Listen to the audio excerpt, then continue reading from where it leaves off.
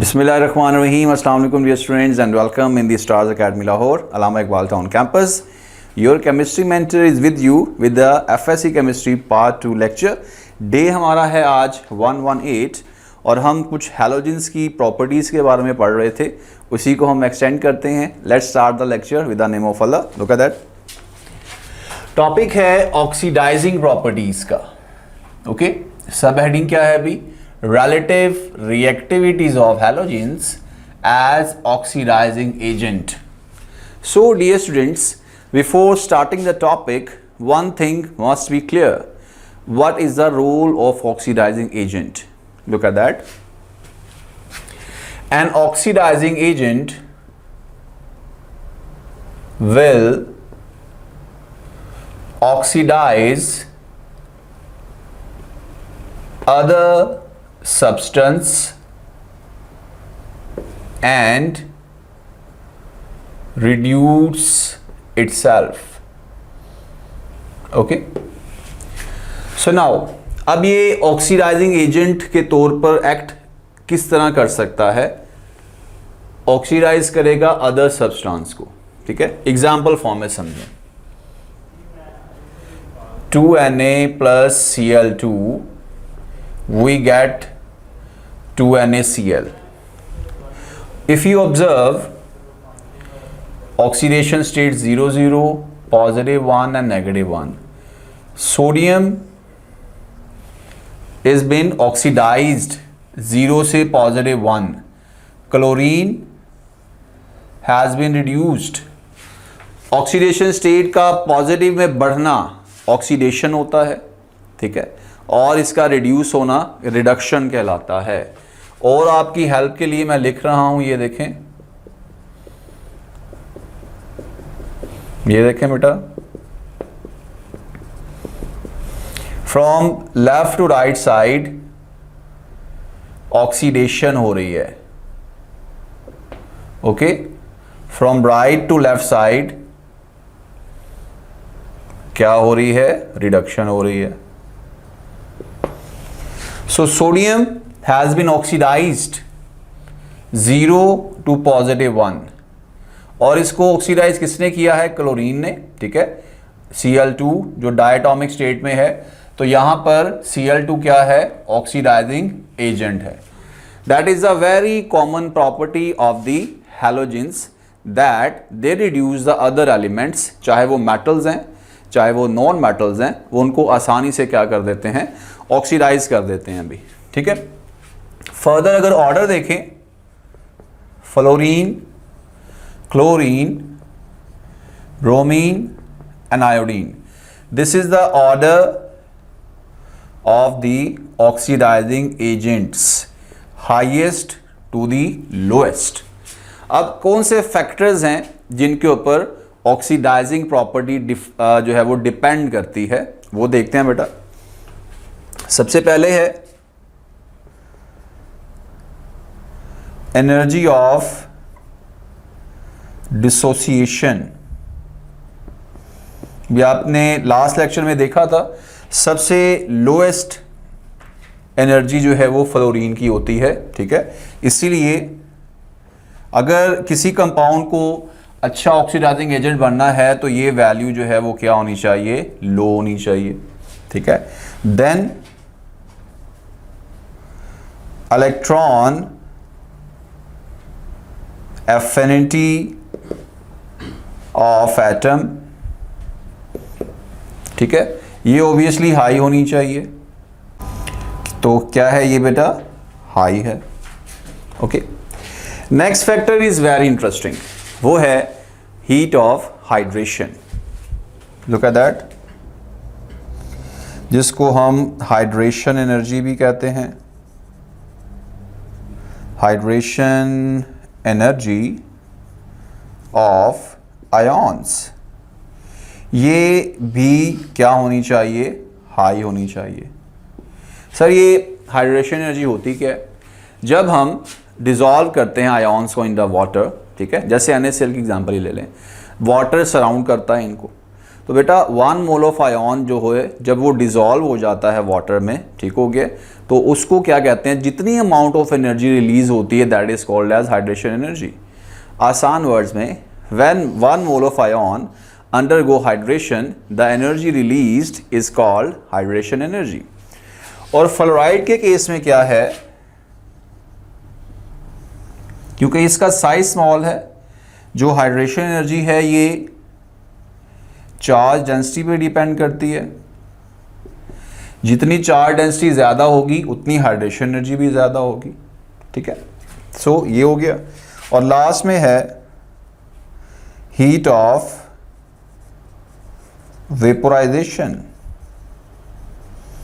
Obviously vapours में convert करने के लिए एनर्जी रिक्वायर्ड है, तो वेपर्स में तो Br2 चेंज हो सकता है, I2 चेंज हो सकता है, क्योंकि F2 भी गैशियस है और Cl2 भी गैशियस है।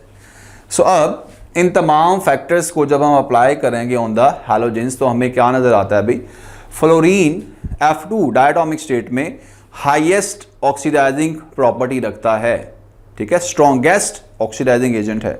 सर वजह लो डिसोसिएशन एनर्जी है, रिएक्टिविटी बहुत ज़्यादा है, ठीक है, एफिनिटी भी इसकी हाई है। इसमें एबनॉर्मलिटी फैक्टर भी आ जाता है, जैसे हमने टॉपिक में पढ़ा इलेक्ट्रॉन एफिनिटी केस में भी कि Cl2, ठीक है, उसकी एफिनिटी ज़्यादा हो जाती है because of the compact and small size of the fluorine, repulsion start हो जाती है, ठीक है, एफिनिटी थोड़ी सी कम हो जाती है। और हाइड्रेशन एनर्जी भी इसकी हाई है और वेपोराइजेशन में तो ये वैसे एडेड नहीं है। सो अगर हम एक समराइज्ड कंक्लूजन फॉर्म की तरफ मूव करें तो हम ये कह सकते हैं दैट कि जिस एलिमेंट में इलेक्ट्रॉन गेन करने की पावर ज़्यादा होगी, ठीक है, या जिस हैलोजन का रिडक्शन पोटेंशियल हाई होगा, ठीक है, वो उतना क्या करेगा बेटा, दूसरे कंपाउंड को रिड्यूस कर पाएगा। इन अदर वर्ड्स वो होगा हमारा best oxidizing agent. So look at that, ये है हैलाइड, कन्वर्ट हो गया। अब आप चेक करें, रिडक्शन पोटेंशियल दिया गया है, ठीक है, ये आपने पार्ट 1 में डिटेल से पढ़ा हुआ है। देखें, फ्लोरीन के लिए रिडक्शन पोटेंशियल जो है वो मैक्सिमम है पॉजिटिव 2.87, देन पॉजिटिव 1.36, पॉजिटिव 1.07 और positive 0.50। So, higher the value of reduction potential,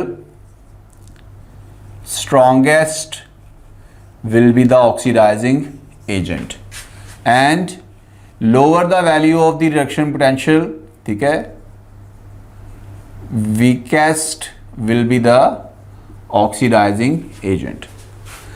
तो अगर हम फ्लोरीन को ऐसे कंपाउंड से रिएक्ट करवाएं जहां पर क्लोरीन रिलेटेड कंपाउंड्स मौजूद हैं, तो फ्लोरीन क्या करेगा, क्लोरीन को ऑक्सीडाइज कर देगा, या दूसरे वर्ड्स में क्लोरीन को उस कंपाउंड में से रिप्लेस कर देगा। मैं आपके सामने एग्जांपल लिखता हूं, F2 प्लस 2KCl, प्रोडक्ट बनेगा 2KF प्लस Cl2। अब हुआ क्या है भाई, 0, ठीक हो गया, -1 0, +1 -1। फ्लोरीन ने इस क्लोराइड को क्या कर दिया है, ऑक्सीडाइज, या इसको कंपाउंड से क्या करवा दिया है, रिप्लेस, और खुद ये क्या हो चुका है, रिड्यूस। तो अभी मैंने क्या कहा था, रिडक्शन पोटेंशियल हाई है तो ये क्या होगा, ऑक्सीडाइजिंग एजेंट होगा। ठीक हो गया बेटा बात। चलें इसको हम जरा वैल्यू फॉर्म में दिए देख लेते हैं।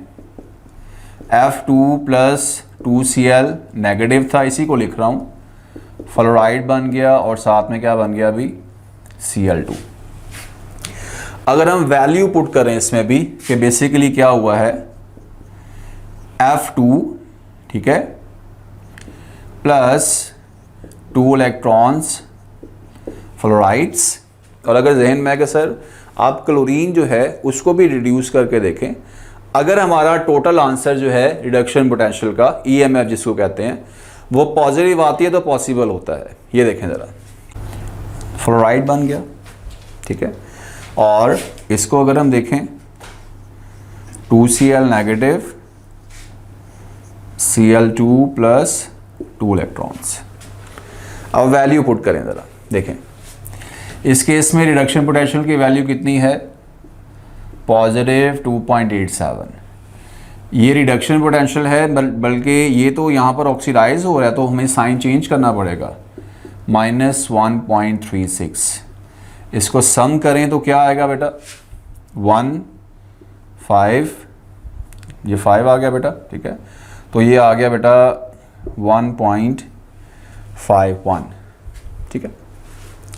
इसका मतलब क्या है, अगर आप अपनी टेक्स्ट बुक में देखें तो क्लियरली बेटा आपको पता चलेगा अभी कि इस केस में वैल्यू का पॉजिटिव आना इस बात को क्लियरली डिफाइन कर रहा है that this reaction is 100% possible,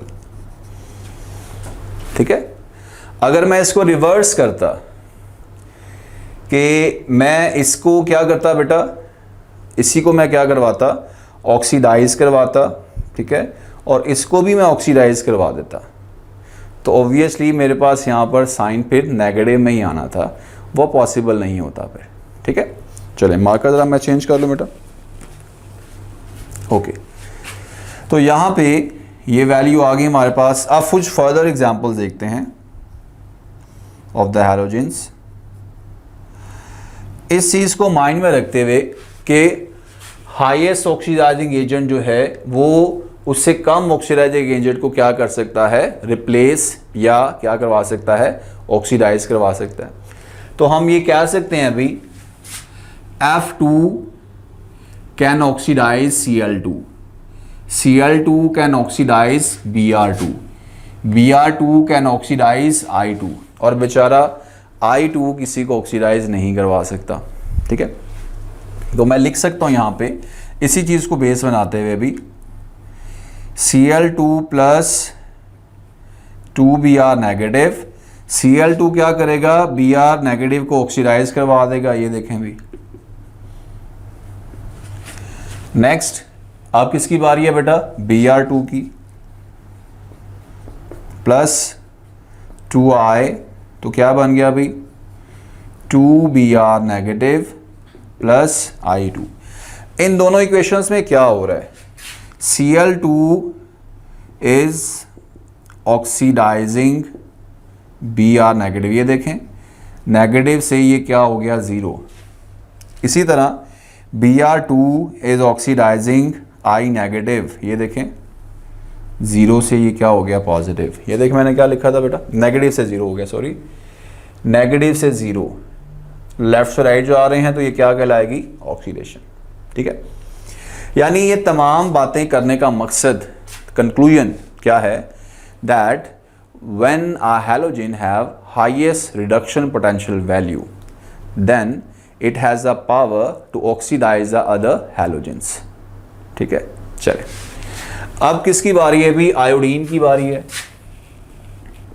I2 due to low, ठीक है, रिडक्शन पोटेंशियल या less reduction potential value, it can't oxidize other halogens, ठीक है बेटा। तो एप्लीकेशन क्या है, देखें इनकी इसी ऑक्सीडाइजिंग प्रॉपर्टी को हम यूज कर सकते हैं,